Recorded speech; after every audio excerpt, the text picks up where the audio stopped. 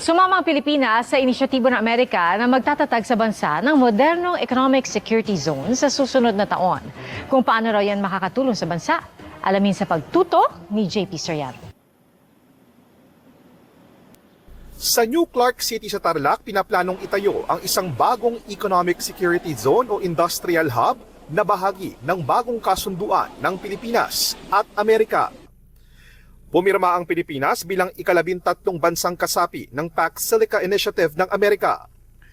Ayon sa US State Department, first of its kind ang industrial hub na layong pabilisin at patatagin ang produksyon ng mga produktong kailangan para sa technology supply chain gaya sa artificial intelligence o AI, kabilang ang mga critical na mineral, advanced manufacturing, computing at data infrastructure.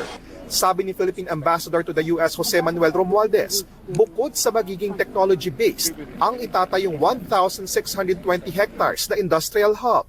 Dito rin magpoproseso ng ilang critical minerals gaya ng nickel na ginagamit sa mga electronics. They will also invest in processing yung ating mga critical minerals like nickel and other yung copper, yung cobalt, and whatever it is that we have available there.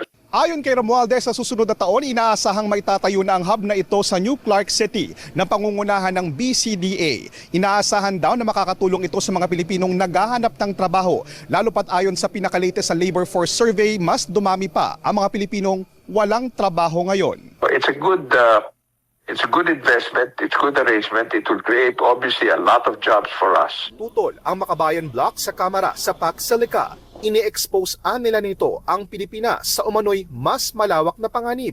Hindi lang daw ito isang simpleng industrial initiative, kundi para sa produksyon sa gyera. Bukod sa industrial hub, plano rin ng Amerika na magtayo ng refueling depot sa Mindanao. Sabi ni Romualdez, bahagi ito ng military alliance at defense strategy ng Pilipinas at Amerika. Kailangan ng fuel depot dyan sa Pilipinas as part of the defense strategy natin, no?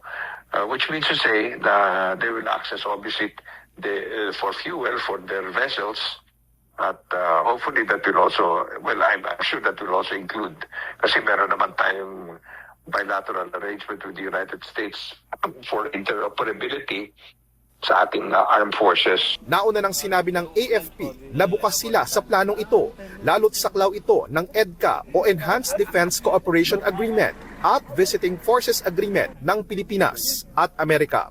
JP Soriano, nakatutok 24 oras.